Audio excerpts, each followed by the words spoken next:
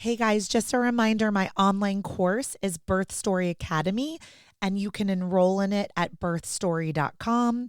It's taught by me. You can be in your jammies. It's online.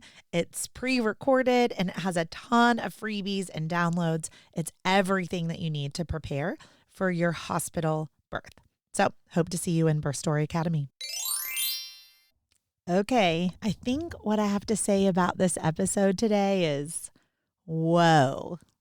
Have you guys ever heard of like birth order and how birth order may influence parts of your life down to like your love life, how you behave, how your children behave, how to parent, sibling rivalry, firstborn? Today, I'm interviewing Dr. Robert Hurst, and this is a Harvard-trained provider.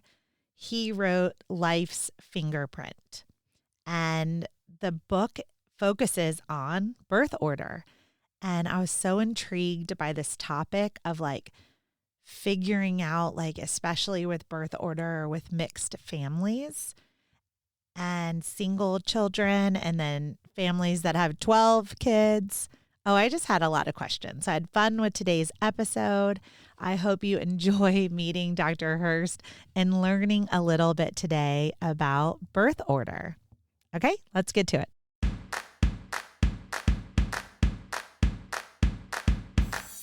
What does a contraction feel like? How do I know if I'm in labor? And what does a day of labor look like? Wait, is this normal? Hey, I'm Heidi. My best friends call me Hides. I'm a certified birth doula, host of this podcast, and author of Birth Story, an interactive pregnancy guidebook. I have supported hundreds of women through their labor and deliveries, and I believe every one of them, and you, deserves a microphone and a stage. So here we are. Listen each week to get answers to these tough questions. Birth Story, where we talk about pregnancy, labor, deliveries, where we tell our stories and share our feelings. And of course, chat about our favorite baby products and motherhood. And because I'm passionate about birth outcomes, you will hear from some of the top experts in labor and delivery. Whether you are pregnant, trying desperately to get pregnant, or you just love a good birth story, I hope you will stick around and be part of this Birth Story family. Hey, Dr. Hurst, welcome to the Birth Story podcast. Thanks for being here. Thank you, Heidi. Glad to be here. Yeah, well, everybody just heard in the intro, we're talking about birth order. And so the first thing I have to know, as a doctor who went to Harvard, what got you interested in birth order? Well, as an orthodontist, I deal with teenagers all my life. I get older, they don't. And I have to get their cooperation. So I found early in my career, I was looking for some sort of tool that I could use to quickly determine their level of cooperation and how I could reach them. And I found very quickly that all children from the same family are not alike, and they don't even want to be alike. So what I did was I searched around, and I finally came on this idea of a birth order theory. And it's really kind of oversimplified, which I found out. People talk about the oldest, the middle, and the youngest. But I found out that wasn't true at all. I found out there was, of course, the firstborn is an only child. And that only child becomes a firstborn when the second child is born. So they kind of change in birth orders. Mm-hmm. But then there's a second child. Some people call that one the middle child, the stubborn child. That's a child that doesn't want to be told what to do, because number one wants to be in charge and tell everybody what to do. So number two doesn't. So they're really not stubborn. They just want to protect their own space. And then number three is kind of the sweetheart in the family. We call them laughing on the outside, crying on the inside, because they don't want to let everyone know how sensitive they really are. So they sometimes have a shield around themselves that make them look tougher than they really are. And then there's number four, which is the true baby in the family. That's the one that can be kind of loud and It's not very responsible because the older siblings take care of the younger sibling. This is the kind of patient that drops their appointment card as they go out the door, but their older siblings take care of them. And that's how they are all their life. And people don't change. So I started using that theory, and it only worked about a third of the time. And I said, I was about ready to just get rid of it. And then I decided to look at all the families in my practice and all the children and their ages. And what I discovered was 2/3 of my patients were separated by brothers and sisters by at least 4 years. So that child was nurtured at home like an only child. They had a birth order. Now, the simplest way to think of a birth order is your chronologic birth order by age. But these children, let's say it's a second child, the first child's away at school. And this child, 4 or 5 or more years younger, is at home with a parent and getting the nurturing of an only child. So what happens is it takes those birth order characteristics, and we said number 2 could be stubborn. Well, a 2 only, because you'd add the only birth order, is an immovable object. They are really, really tough. Okay, so it amplifies, intensifies, and magnifies all the characteristics of their birth order. So a 2 only is really not a 2, and a 3 only is really not a 3. So when I put that information in, all of a sudden, everything worked. I could understand all my patients. Okay, but what was the original pain point as an orthodontist? Like you said, like getting to know your patients, but I'm assuming that there was like a connection point or a pain point that led you to go seeking more data. So like, I'm curious what that was. Well, with orthodontics, you ask children to do things. Of course, they're teenagers. You ask them to brush their teeth. Compliance. Right, compliance. Or wear some rubber bands, or, be careful what food you eat because they're going to break the braces. And after a while, you can start to predict which child's going to follow the rules, which child is not going to follow the rules, which one's going to break everything, and that's what I found. Their behaviors, and certain birth orders have certain behaviors. Now, there's one other type of double birth order besides that only, and I'll use the example of Princess Di. Everyone remembers Princess Di. Yeah. Well, Princess Di had 2 older sisters, and then there was a big gap of 4 or 5 years, and then she was born. So when she was born, she becomes a 3 only double birth order, except for the fact that a year or 2 later, her brother was born. So Princess Di has 2 ordinal numbers. She's the oldest in the second family, but she's the 3rd birth. So she is a 3 and also a 1. And if we think about her life, as a royal, she was trying to tell people what to do. She fought with the royal family. But then as a 3, she was sensitive about landmines, and she was trying to get those removed in undeveloped countries. So she was really 2 different people. And that's what happens with double birth orders of the ordinal type.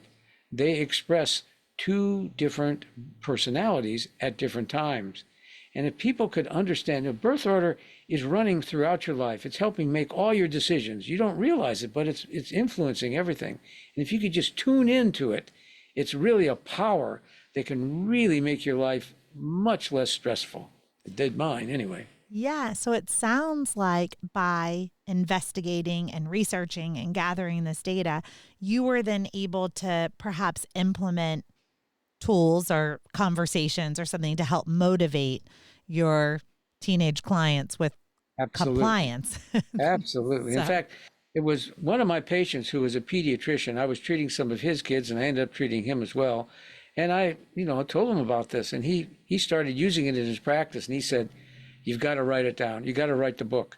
I said, "I am not an author. I'm not going to." He says, "No, you have to." He says, "This works. This really works." He says, you've got to get this information out there. So that's what led to the book, Life's Fingerprint, How Birth Order Affects Your Path Throughout Life. That's where it came from. Oh, it's such a beautiful concept. And, I would argue that somebody who has gone through all of the classes that you had to take for undergrad and graduate and to become an orthodontist, you studied things like the body and psychology and how the mind works and how not just how like the mouth and the jaw and the teeth work also. So I'm assuming there was a lot of research and statistics and study that was part of your core background also. Oh, yes. And in fact, I did a lot of research into birth order itself because it really started with a fellow by the name of Alfred Adler at the turn of the century. And he was he was in the same psychoanalytical society as Freud, but they didn't get along very well because Freud was the oldest in his father's second family. And Adler was a number two, had an older brother. So he didn't want to be told what to do by Freud. So it was just a matter of time before they split ways. And Adler said, kids are developed by their interactions with their siblings, where Freud said, no, it's the interaction with their parents that make them who they are. So they had a differing of opinion. Now, it does work that way for an only child because the only child's interaction is only with the parents. And they take on the flavor, not all only children are alike, but take on the flavor of the dominant parent's birth order. So an only child, he could have a flavor of a number two. And I tell that to people and I say, well, your flavor is a number two or a number three. And I said, I'll make you a bet that your wife or your husband, whoever it might be, is a number two or number three. And it always seems to work. Wow. I said, wow, how'd that happen? Yeah. So I feel like these are layers for me of like, I'm really into the Enneagram and I talk on my podcast and like on Instagram about how the Enneagram or what your Enneagram is plays a role in what type of birth support you need actually based on personality traits. But again, I'm thinking like layer one birth order, layer two comes in with personality right. And some Enneagram traits. So I'll have to send you some of the Enneagram types for birth and labor support and see if you can peg, I would wonder, with birth order and Enneagram. Well, we'll have to find their birth order. Now, it's really easy to find someone's birth order. Okay. You want to find someone's real birth order. Just because they say they're a one or a two or a three or whatever. And by the way, after 4, it starts all over again. Number 5 is like a 1, but it's like primary and secondary colors. It's the same color, but it's not as vibrant, as the hue. But then number 6 is like a 2, but not quite as, we'll say, stubborn. Okay, I was wondering this because as a birth worker, there's tons of families I work with that are on like baby 11 and 12. So, exactly. Yes. Exactly. So there's different levels, but you have to find out the real birth order, and there's about 7 or 8 questions, and in the book it takes the person through the questionnaire to find their real birth order. The first question you want to ask is, were there any spaces of 4 or more years between anybody in the family, any siblings? Okay. And that tells you right away if you've got any double birth orders within the family. That's probably the most key. But you have to look at the family as a unit. You might have a child in the family that has medical problems. And if the family resources go toward that child, that changes the pecking order of the children because number 1, if it's not number 1, it's number 2. Number 1 feels, wait, it's supposed to be all about me. How come I'm not, the resources aren't going to me, they're going to number 2 or number 3. And then if it's number 2, then number 3 can sometimes jump up over number 2. Now, sibling rivalry is usually between 1 and 2. Now, everybody knows the story about Cain and Abel. That didn't end very well. But number 1 wants to hold the throne, and number 2 wants to take the throne. So in modern society, number 1 is usually the better student. Why? Well, they're ahead in school, and when the next child comes along, they're going to make sure they stay ahead in school. And number 2 can't compete that way, but they can become the athlete. So they become athlete and have good personalities. The number 1 may be a little more bookish. But what happens is if number 1 slips in school, number 2 starts to become a straight A student. and they demote number one, and that doesn't work out very well. A little competition's good, but dethroning is not good. So you have to, that's another thing you want to find out. You say, well, who was better in school? And you find out if there was dethroning. And then if there's, and you're involved with births, what happens when there's twins or triplets? Oh my gosh. There's all kinds of energy in the family that goes into that, and that can change the birth orders of the other children. Just like blended families, when two families get together, if your birth order goes up, you get along great with the new family. If your birth order goes down, you're a problem. So you have to look at about 7 or 8 characteristics before you find your real birth order. Okay. And then we're using these tools, like me as an individual, and to help us with things like, could the boss that I'm looking at, like maybe in an interview, I'm thinking, you should ask about their siblings or what their birth order is, and making decisions about who to hire on your team or who to work with or how to parent, or my brain is just churning of all of the ways that I could use this information in real life. But I want to throw a couple of examples out. You're talking and I'm like, wow. Okay. So let's start with me. I'm one of 5. All right. But blended family. So Here you go. I was wondering about miscarriage, if that plays a role, because my mom had many miscarriages in between my first 2 siblings and me. Yes.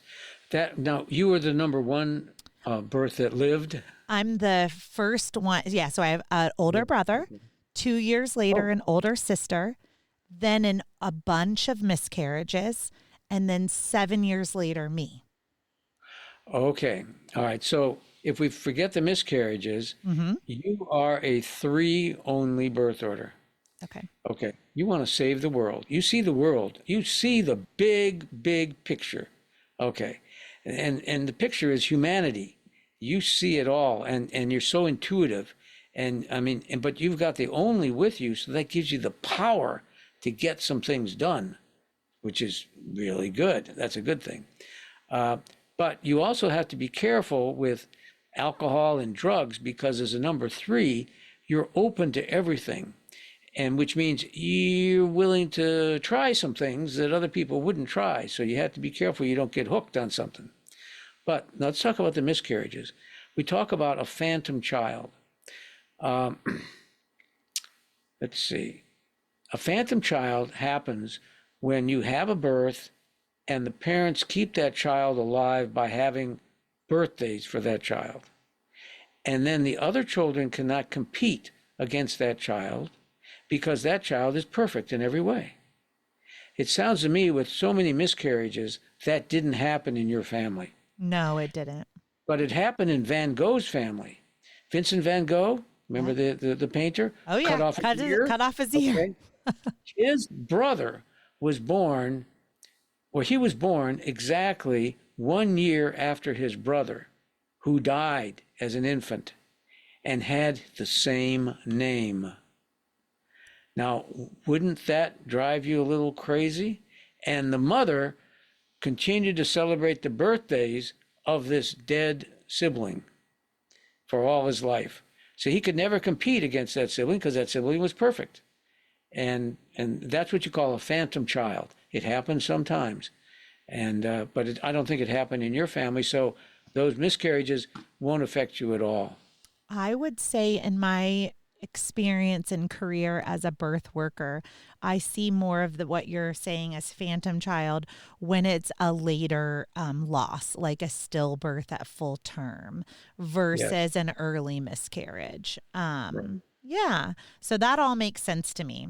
So then 12 years later, my parents at this point were divorced, and I have a new sibling, my little brother, and he's 3 and I'm 12. So there's a 9-year difference, but so not a biological sibling, but we were raised together because his biological father was not in the picture. It doesn't make any difference about the biology. It's who you're sitting at the breakfast table with. Yep. So I'm sitting at the breakfast table now. My older siblings are gone. They're off to college. They're adults. And I now have a new baby brother. Okay. Now Okay. he in the numbers, he would be a 4 only, Okay. which would be a mess. Because those two birth orders are as far apart as you can get. The number 4 is the irresponsible baby that gets everything because he's the little baby, and then you put the only with it, and that gives the baby power of an adult, but he's a baby. And so all of a sudden you're seeing, and they don't have any control over which one is running. Is it that only part or the 4? Okay. Now that's the other thing about double birth orders. If you can start to manage your double birth order, like for you, if you can say, okay, now I am going to be the only child. I am going to be in charge. I'm going to be running the show. I am the responsible adult. Now, on the other hand, I'm going to be the sensitive, caring, intuitive number 3. Understanding your birth order, all of a sudden, your great powers, because you have 2 people going on there. So you have 2 distinct personalities that if you can figure them out with birth order, that's what it's all about. Then you can manipulate your own personality for the greater good. But that younger brother, if he understood there were 2 other siblings, okay, so he really was number 4. He's good with people. He can be the jokester. He likes to have fun, but he may never really focus enough. But that only does some things to him. Now, let's see. I'm thinking of the airline that was run by a CEO that was a 4 only. That was you'd go there and you would never be assigned a seat because as an only child with a 4. Southwest, right? Yeah. Southwest Airlines. Yeah, he was a 4 only, and he started Southwest Airlines because he said, "Hey, first come, first serve at the table." Okay. Yeah. So and remember their attitude. They were fun. They were funny. The stewardesses were funny. They say if you want to smoke, you can go out on the wing. Things like that. Well, that was the humor of the number 4. So all CEOs give a flavor to their companies, and that was the flavor, the 4 flavor. But he had the power. That only gave him the power to make Southwest Airlines what it was. I love it. When I was in MBA school, we read the Harvard Business Review for that case, and I'm guessing as a Harvard graduate, you might have also. No, I hadn't, but, you hadn't. But I knew the story. Well, there is a Harvard Business Review on Southwest Airlines, or multiple ones, at least at this point. Right. So this is quite fascinating. So a couple of things. My audience knows me, so I'll go ahead and I feel like there's some psychic thing going on with your research, which I know is you're not probably trying to go woo-woo with this. You're staying research and evidence-based, but it's really interesting. You said about the addiction. I chose because I was that wild one that you were talking about when I was young. So I actually made a deliberate decision to not involve alcohol or drugs in my life. So at 46 years old, when I tell people I'm sober, they assume that I once was addicted to drugs and alcohol and now I am a sober person versus me just being sober my entire life and never having drugs or alcohol as part of my story. So I knew that about myself. That only side gave you the power over the number 3, who you also are, and said, don't do this. You have 2 people, one on either shoulder. One's telling the other one what to do. And that's a wonderful story. I mean, that says it all. That's how birth order works. Mm-hmm. Wonderful. Yeah. And instead, the other part of that you said, I would say the work that I do as an entrepreneur running 3 companies, kind of seeing the world and how to love and change the world definitely fits with me and with birth order.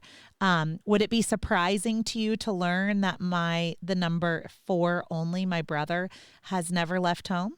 He still lives at home with my parents at 36 years old? Not at all. They're taking care of him. Yeah. He had 2 ways that he could have gone.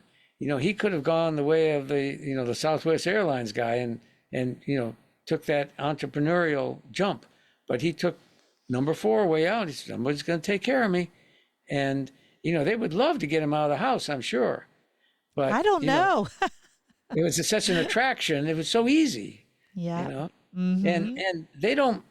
You have to you have to think about how they respond. The if the four says, "I'm the baby, take care of me," the only part says, "You can say that to your older sister." He can come to you and say, "I want your car tonight," and what? And you probably give it to him. But anyway, but he's probably a likable guy, but it's hard for him. He's got two very different personalities, and actually understanding birth order would help him, because then he could understand the influences on him, because he's torn between being the baby and trying to be in charge. And every time he's in charge, the baby says, "You can't do this. It's impossible. You can't do this." And the other side says, "Yes, you can. Suck it up. Be an adult. You can do it." The other one says, "No, you can't. Take care of me." Yeah.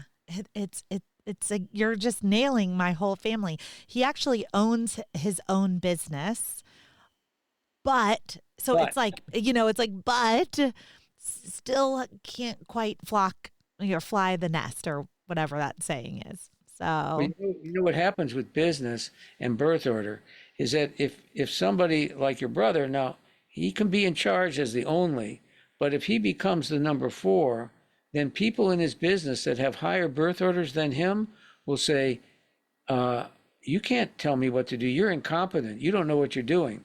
When he's a four, they are superior to him, and he's no longer the boss. That's the problem. hmm That's the problem.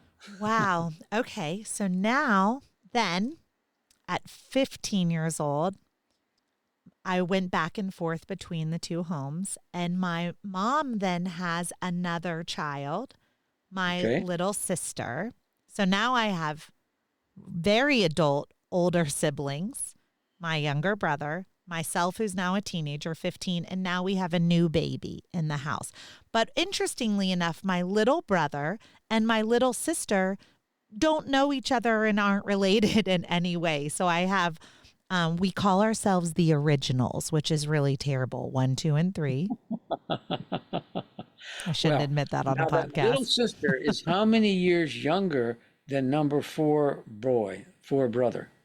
And 4 brother, not related, I know, but right? you were in the same family. The Yes. relationship isn't important. It's were you raised in the same family? Yeah, so 1987 to 1994, 7 years difference. Okay, if that one understands the family, the originals, we'll Yeah. call them, that one becomes a five only, Okay. which is a one only. Okay. That could be, a very well put together person. They know what they're doing. They're in charge. They're not a problem. They follow the rules, but not, so it's a five only. She's a five only, and she's stronger than you. Yes, and she is very much a rule follower. Yes, right. Yes. What's interesting about birth order, and some people say, are there any, give me some examples. How can this be true? Well, I'll tell you one example is look in your family album. Who's got the most pictures? That's number one. And then, then on down the line, he gets less pictures and less pictures. But you go to family functions, the baby's still at the little kids table, and even though he might be a mortgage banker or something. But the other thing is, if you give me the information like you have, and I can describe your family without ever meeting them, there must be something to this. Yes. So It's got to be. let's talk about the evidence for birth order, because clearly you're researching it. So have there been publications? Have you published your research? Yes. It's my research is based on normal children. Okay. Most of the research is based from, because I'm not a psychologist or a psychiatrist, I'm an orthodontist. Right. So I looked at normal people, and in fact, my book is based on normal people, and I give examples, all the different possible combinations in a family of people that you would know, actors, actresses, politicians, families you would know. And then, so it's based on normal people. A lot of the research that's been done they don't look for the double birth order. They just say, what is your number? So it's all flawed. Okay, it's that, they might be dealing with a 2 only, but they put him down as a 2. And they might be dealing with a 3, but she's really a 3 only. Very different people. And so if they don't understand double birth order, the sample is wrong, and you're never going to get the right results. And that's why there's a lot of negative things about birth order, because they say it doesn't work. Well, it doesn't work because it make it too simple. I found that out myself. And that's when I found the Rosetta Stone to answer the question. So, that's where it all came from. So that's a great question. But that's why if you look at Amazon, even though I tell you don't buy the book from Amazon because that's the one that's not in color, it doesn't have the questions at the back. Yeah, always buy directly from the author. I think that this audience knows that. You're not going to find my book on Amazon, always on the website of the author. But there's some reviews on there, and I read one review, and it was a lady that said, I was really interested in birth order. I don't know exactly what she said, but she went out and she bought a whole bunch of birth order books, and she started going through them. And then she said, I read your book, and I threw all the others away. She says, yours was the only one that answered all the questions. The others just made it too simple, and it's not that simple, but it's not that difficult either. Yeah. Well, I would argue that in your book, this is the publication of a lot of your research, right? Oh, yes. In the evidence that you are finding and how it's working in your own practice.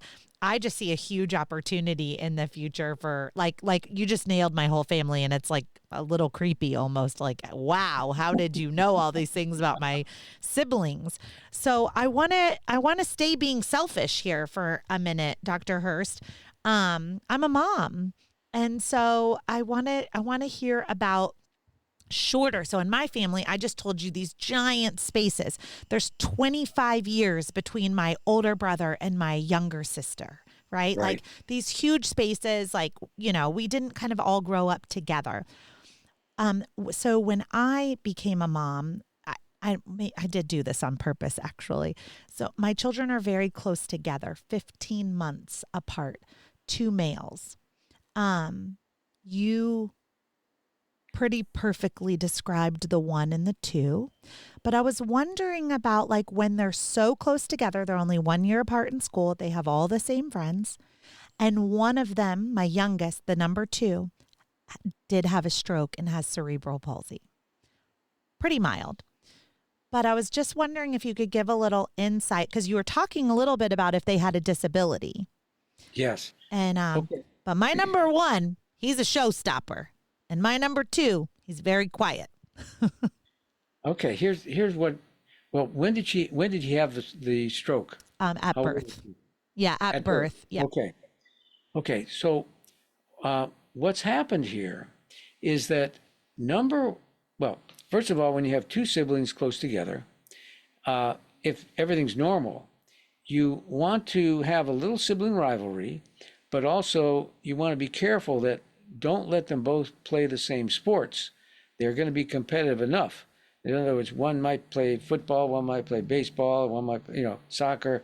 So you don't want too much competition. Oh my gosh, Dr. Hurst, I have to stop you right there. My children are 9 and 10. Because it's so easy to put them on the same team, they've never played separate. They are on the same basketball team, the same tennis team, the same swim team, and the same soccer team. Yes, but one of them has a little cerebral palsy. Yeah. So number 1 sees number 2 as no threat. Yes. So number 1 can be the nicest, sweetest kid that you want, because he's taking care of his younger brother who has a problem. Mm-hmm. Now, it would be different if the problem was so severe that he wasn't functioning at all. Mm-hmm. And then number 1 gets very jealous of all the attention that number 2 gets. But because of the disability, playing the same sports, it's okay, because number 2 is not expected to be as good as number 1. Number 1 is looking out for his little brother and taking care of him. And that's how he's going to be all his life. He's going to be a really nice guy because He's, he likes to take care. He doesn't feel threatened. When you feel threatened, then you change your personality a little bit. I'll give you an example. Okay. Hillary Clinton is a number one with two younger brothers. Okay. She felt threatened by those younger brothers. So she became tough as nails. And she wants to tell everybody what to do, but she's really, really strong. Well, that's number one. Number one wants to be in charge. But another type of number one, Julia Childs, she was also a number one. Did she want to tell people what to do? All she did was cook for them, make them happy, and then they feel, well, look at this wonderful meal I made for you. She just bribed them in a different way. She was still in charge. But, all birth orders have two sides to them. And if you have a double birth order, there are four sides. But they express themselves in a little differently. But with your two boys, remember the Cain and Abel story. That was the ultimate in sibling rivalry. That's not going to happen in your case. And that's when you have to look at the whole picture, you have to say, was somebody in the family disabled? Yes. That changes the whole structure of your family. It really So like I say, in the book, I think it's the first chapter, it talks about finding your true birth order. And there's a questionnaire in there, and you go through and you put down the ages of everybody, and then you answer questions like, who did the kids live with? If they live with a grandparent, then they're not part of your family. Okay, was it a blended family? Was anybody sick in the family? Were there any twins? I mean, you must see that all the time, with these ladies giving birth. And they have a choice when they develop their family. Do you want a cohesive family with the kids close together? Or do you want individual families? Space them out 4 or more years apart. You saw that in your family. You have 1, 2, 3. You have 4 families. The first 2 was the first family. Then you were a family by yourself. Then your brother was a family by himself. And then your sister was a family by herself. So your parents, they had these individual families. It's just blowing my mind, you guys, this conversation. I'm just like, wow. Oh, so just full transparency. We came to this conversation in the holiday season, and I didn't get an opportunity to read Dr. Hurst's book in advance. So I really am coming in as curious as all of you listening, because I will be reading this book in the new year with everyone. And I actually host a book club with my private doula clients, and I'd really like to use this book as part of our next book club. I think it would be really interesting for everyone who's starting their families and expanding their families also. Well, I'd be happy to come on Zoom with your book club after they read it and answer all their questions. Mm-hmm. Well, let me tell you an interesting story, which probably won't surprise you at all. I am now single, and I've been dating. And every now and then I have a cute little conversation with my kids. We have a rule that they will never meet someone unless it's been more than a year of dating that person, and it would be a significant person in their life. But the first question they ask me is, do they have any children? And then they ask me what their sex or genders are. And then they are a hard no if it's above them. So they only want me to date someone whose children are younger than them. If I say... That's amazing. They picked up on it without knowing it because they don't want to be demoted. It's wild to me because I've said, oh, I've met this person and I might go on a date with them, and they'll say, how old are their kids? And I'll say 12 and 11, and mine are 9 and 10. And they'll say, no. That is because they would not get along in the new family because they both would be demoted. Mm-hmm. So you brought up something that, I talk to people about all the time, but you're making decisions based on birth order and not even knowing it. It's the force that's running behind. Your boys don't understand birth order. Oh, yes, they do. Mm-hmm. You can see, we use in nature, it's true too. There's a bird, a cuckoo, that never makes its own nest. The cuckoo bird, and I think it's in Australia, and it's a very big bird, and they use another bird's nest.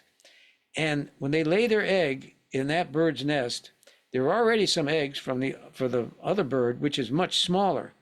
And the cuckoo always hatches first and pushes the other eggs out because they need all the food that these smaller birds can give them. So we use the example of the cuckoo is a very selfish, only child. but it's birth order is in nature. It works. So, Dr. Hurst, I told you that I'm now single, and my children have this huge opinion in how we're going to either plan our next family unit or not.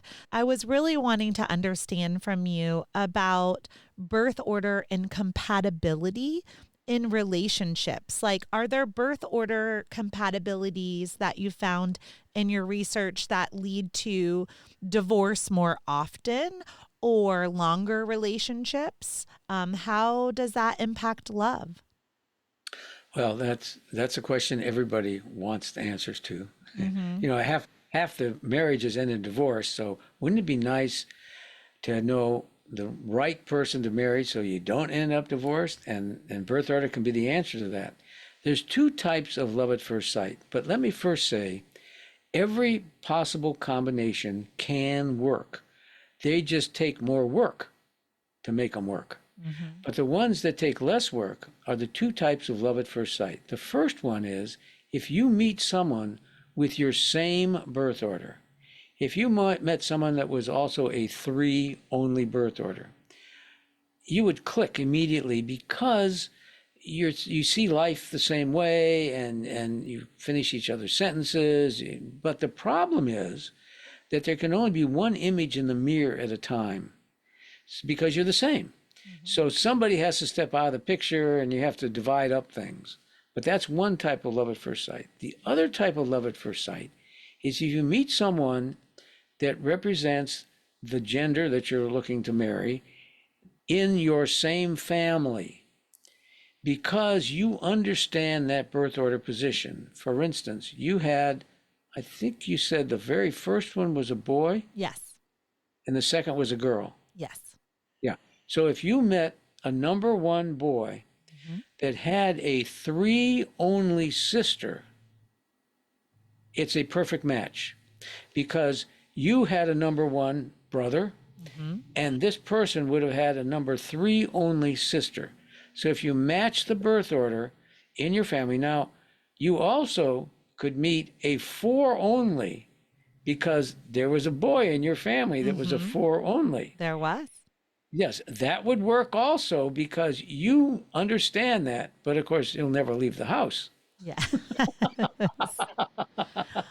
But I know how to love those two types of personalities that are very different. Yeah, you understand, you grew up. Now, what's difficult is that if you grew up with all girls in your family, you can make the match, but it's never perfect because you didn't understand that other gender. You didn't grow up with any boys. Mm-hmm. Or if they're all boys and they never grew up with a girl, they might match the number, but they don't match the gender. So I always say, well, your wife understands you better than you. And, oh, yeah, that's true. You hear that. But I'm talking about your clientele. They have a choice to make with their family. Do they want to have a close, cohesive family with children 2 and 3 years apart? Or do they want these separate individual families, spacing them out 4 or more years apart? Because they're going to get a very different kids. For sure. Yes. And I know in birth work and the audience listening, I know many of my clients that do try to have them close together. And it's very interesting. I'll see clients that very easily have 2 children and then they end up having a longer fertility journey. Somehow they just years go by with loss or just not getting pregnant too. So, and I don't know what role the world plays in that, but then they have a 3 only, like mm-hmm. And the older kids say, well, that, Heidi, she's just spoiled, she's whatever. And then Heidi can say, she says, well, look, my parents had just waited long enough to have the right child that would be perfect, and that's me. Yes. My parents would say we were learning how to be parents with your brother and sister because for sure I was for the originals. I was for sure like the spoiled baby, like doted on by both Right. parents. And my parents say, we just were figuring out how to parent. And then when Heidi came along, we were great parents. Yeah, the only ones Um, always say, "Well, you were special and all that." And said, "Well, I guess I was. They figured it out. Now I'm here." Yeah. I have a question for you when it comes to Sure. like promotion or demotion with death. My grandmother was one of 12. You can start to get a sense of Catholicism when you start hearing some of our stories. But so my grandmother on my mother's side was one of 12. She's passed now, but she talked always about being the baby, but that her baby brother had died when he was 5 years old from something that we have a vaccine for at this point. I don't remember if it was polio or scarlet fever or something, but That was something number 13. number, no, sorry. Yes. She was number 11. Sorry. Her little brother was number 12. Yeah, okay. So she was one of 12. So I was just sort of curious, like that's just, I don't have another story. I don't have another story to share about this type of experience other than my grandmother's, and she's not here for me to chat with her about that. But I was just wondering, like, when, if there is a death by a sibling, or in adolescent years, right? Yes. So there's either, like, let's say one passes away and two becomes one, or three Right. passes away and two, I was just Sure. wondering a little bit about that and how that impacts birth order. Yes, it does. You keep your birth order, but now you have to do the job of the birth order above you. It doesn't affect you if the death was somebody younger than you, but if they're older than you automatically move up. Now that happens later in life too, when the siblings start to die. You will change your position in the family. You're still who you are, but you have to do a different role within the family. So you move up as those older ones die, and then you have to move up. You were saying Catholic family. I did a talk one time at a Catholic school, and I was talking all about the birth orders. And then someone in the audience, they raised their hand and they said, "Dr. Hurst, do you know where you are?" And I said, "Well, I'm at St. Timothy's and whatever." It says, "No, you're talking to Catholics. We don't stop at 4." And I And said, "You're right. Okay, so number 5 is like a number 1, number 6 is like a number 2, and yeah, that's how it works." yeah, and that makes sense about like I don't know why it cuts off at 4, but that makes sense there that it would repeat or start Yeah, it's far enough over. apart that they can have the same strategies to get the attention as the group above them. Mm-hmm. Just there's too many years apart. They can't have the same friends. It's all different. Yeah. Yeah. And I am thinking about just even you said about the 4 year gaps. And I'm thinking about right now just different clients and different friends and different Sure. interactions where I do know that there are 4 or more year gaps that are occurring and what that looks like and their personalities. So this We're is gonna have really, fun with this. yeah, it is so fun. I think all I'm doing is giving you words to describe things you already know. Because as a number 3, I find number 3s get it. I mean, just bang, they get it, and you do. Yeah. Well, for all the other number 3s out there listening, you need to buy this book also. But if you're not a number 3 or a 3 only, I was wondering for those interested in becoming birth order detectives, learning about their real birth order, like for those listening right now that are just like, this is very cool and I want to get my hands on this information. Can you just share what's the best way to buy your book and how to get this information from your website? Okay, well, there's a couple books out there. The first edition is paperback. You don't want that. You want to get it off the website, which is hardcover, and I'll hold it up here, and it's got color pictures inside. And the website is easy one to remember, mybirthorder.com. Very easy. And actually, on the site, not only do we have that, but we also have a narrated version that's on a USB that you can just plug into your computer, and it's narrated by me, and it's got all the color pictures on it as well. But in the book, you're going to be able to find your real birth order. There's a questionnaire in there, and you just follow the steps, and you'll find out who you really are, and you can unmask everybody in your life. But the book itself will give you all the examples of the combinations of boy, girl, girl, boy, and all these different families you would know, and you can find your own family there and say, okay, that's me. So that's all good. Of course, on the website, you'll find other things too, like we have T-shirts. You know, a T-shirt for the only child, it says Superman was an only child. And we know that. But if it's number 1, it says, I'm in charge. If it's a number 2, it says, don't tell me what to do. If it's a number 3, it says, I feel your pain. And if you're number 4, it says, I don't want to grow up. Oh. You know, so these are good stocking stuffers. These are great. I was like, what amazing presents. I love it. You're very creative and you're entrepreneurial. It's interesting that you're an orthodontist. So I love the way in which you came to this work and what you're doing with it. How fun, how interesting, and may this research continue. So I appreciate you being on, Dr. Hurst. I've learned so much. It's been really fun.